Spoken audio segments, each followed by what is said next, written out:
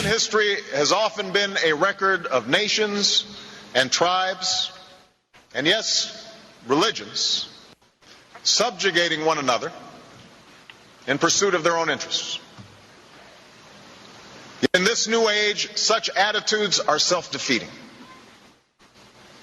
Given our interdependence, any world order that elevates one nation or group of people over another will inevitably fail.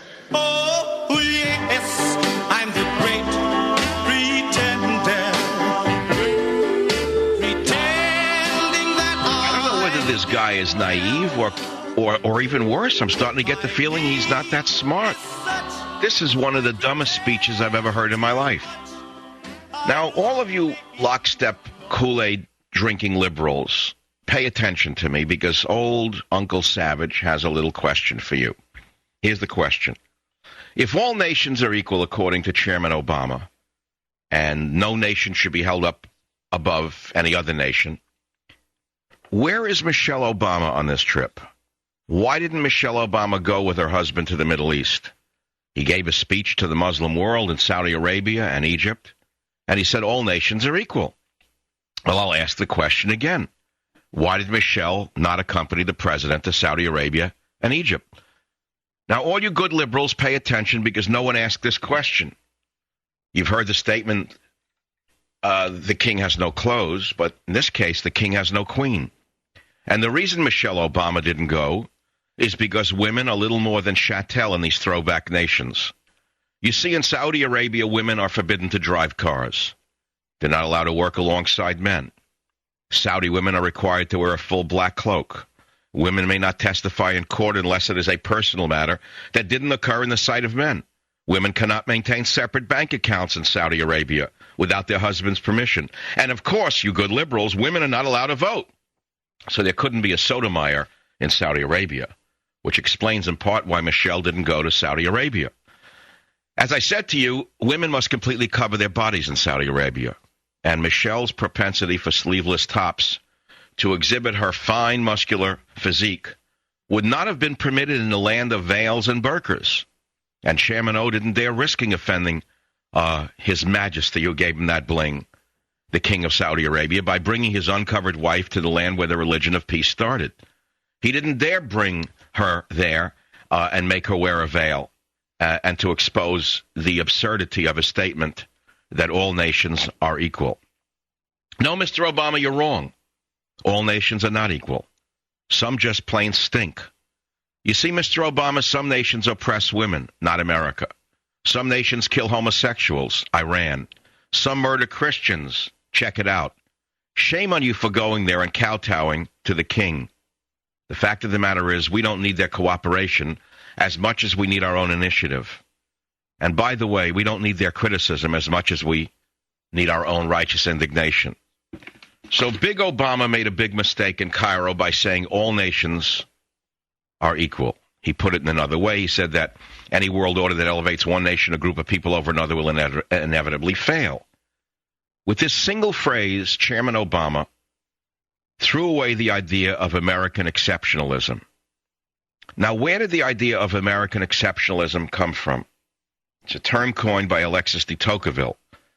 And American exceptionalism has given rise to the idea of the United States as a shining city upon a hill, where even a man of humble background and of mixed race can become president.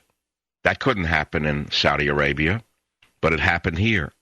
The United States is a shining city upon a hill, and I believe that America is an exceptional nation. And I believe that Obama is not an exceptional president. And I will make a prediction that before his tenure is over, he will be seen as a bumbler and will be wishing that George Bush was president again. 1-800-449-8255. Can anyone answer why Michelle didn't go on this trip? You know the answer. I gave you the answer. Because she would have had to wear a burqa. And the fact of the matter is, he's a hypocrite to say that all nations are equal. Las Vegas, Terry, you're on the Savage Nation. Yeah, hi. I agree with you with 99% of the stuff you say. She didn't go because she's a good mom. That's the one thing. Right. Oh, yes. She's a mom. She's not a first lady. Now she's a mom? School's out. Are you kidding yourself? Because you're not kidding me. She didn't go because she'd have to put on a burqa to go walk around in Saudi Arabia. Well, Did you hear how women are treated over there? Yes, I do. I understand it. And it's totally not a good thing. But Not a good thing. They can't even vote in Saudi Arabia, let alone they can't walk with their faces exposed. Well, I'm agreeing. She didn't go because she would have had to wear a veil. What are you talking about, staying at home with the children? Now she's a good mom? Come on, wake up here to what's going on. You know, the king has no clothes, you heard. I think that was from Hans Christian Andersen, correct? Yeah, I think so. Obama's speech is such a disaster. It's one of the most disastrous speeches a president has ever given. Another mistake he made was he says, I am a Christian, but my father came from a Kenyan family that includes generations of Muslims.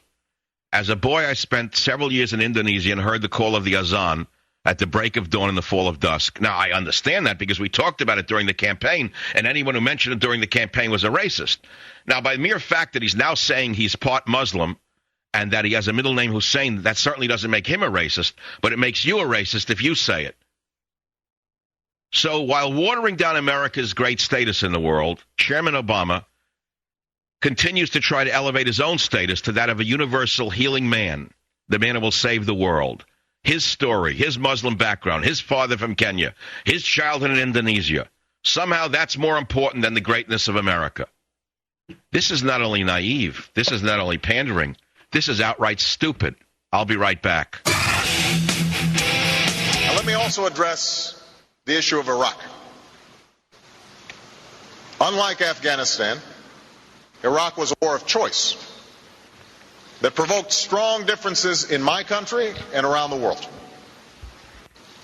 Although I believe that the Iraqi people are ultimately better off without the tyranny of Saddam Hussein, I also believe that events in Iraq have reminded America of the need to use diplomacy and build international consensus to resolve our problems whenever possible.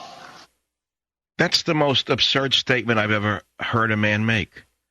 He's saying it's wonderful that the Iraqis were liberated from the tyranny of Saddam Hussein, and they were liberated, of course, through war, through bullets, through bombs, through airplanes, through tanks. They were not liberated through hot air.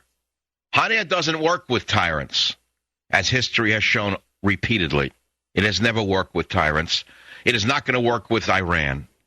And he says we should use diplomacy. Diplomacy didn't work with Saddam. Diplomacy is not working with North Korea. Diplomacy is not working with Iran.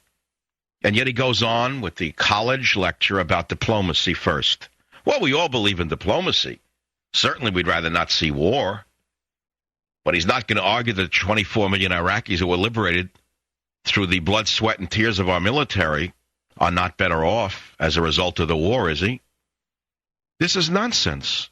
He can't have it both ways. He's glad that Saddam's gone, but he's against the war that removed him? Yeah. Well, my friend, that was the only way to remove him. It was a hard choice. But Obama doesn't want to make any hard choices. He thinks he can just talk his way in and out of anything because that is how he's gotten where he is, by talking his way in and out of anything.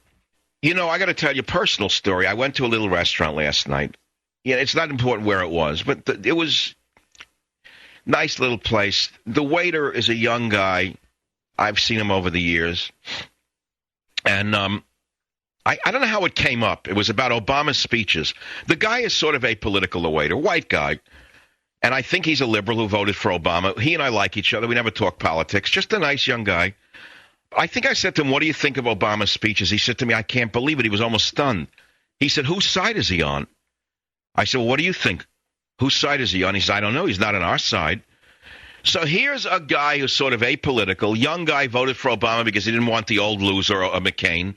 And he didn't really know the nuance of what one party represented or another. And he represents maybe 10 million votes in the last election. 10 million people voted for Obama because he was young, and they didn't want another old white hack like a Bush job.